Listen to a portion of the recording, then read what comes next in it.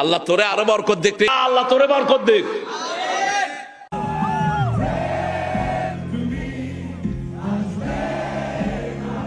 দেশে লালন মেলা বন্ধ হয়েছে, সন্ত্রাসীদের হামলায় বাউল গানের আসর বন্ধ হয়েছে, তারপর আমাদের দেশের সুশীলদের হিন্দি গানে কনসার্ট বা আতিফ আসলামের কনসার্ট বন্ধ হয় নাই। বন্ধ হইবই কিভাবে?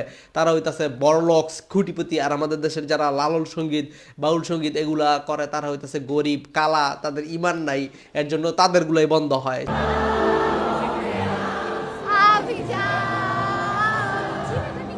যারা লালন বাউল সঙ্গীত এগুলোর নাম শুনলে নাক ছিটকায়, এই সকল জায়গায় গিয়ে হামলা করে, এদেরকে বন্ধ করে দেয়, বলে এই জায়গায় নাকি পোলাপাইন নেশা টেশা করে। ঠিক আছে, এগুলার দোহাই দিয়ে বন্ধ করেন, কিন্তু ভাই এরকম আতিফ আসলামের কনসার্ট সহ বাংলাদেশে যত কনসার্ট হয় ওইসব কনসার্টও এরকম জিনিস চলে, নেশা টেশা, এমনকি লুতুপুতু চলে। হ্যাঁ, দেখেন আমাদের দেশের বিশ্ববিখ্যাত কুখ্যাত টিকটকার ওপেনলি একটা কনসার্টে গিয়ে এগুলা করতেছে, ভিডিও আপলোড দিতেছে। কই আপনারা তো এগুলা গিয়া বন্ধ করেন না। এমনকি আমাদের উপদেষ্টারাও এই সকল কনসার্টে গিয়ে নাচানাচি করে, এগুলা নিয়ে তাদের সমস্যা না। কারণ হইতাছে আসলাম হইতাছে আমাদেরই ভাই, পাকিস্তানি। আমরা আগে আসলাম পূর্ব পাকিস্তানি, সে পশ্চিম পাকিস্তানি ছিল, সেই হিসাবে তো আমাদের ভাই, তাই তাদের কনসার্ট করতে কোনো সমস্যা নেই।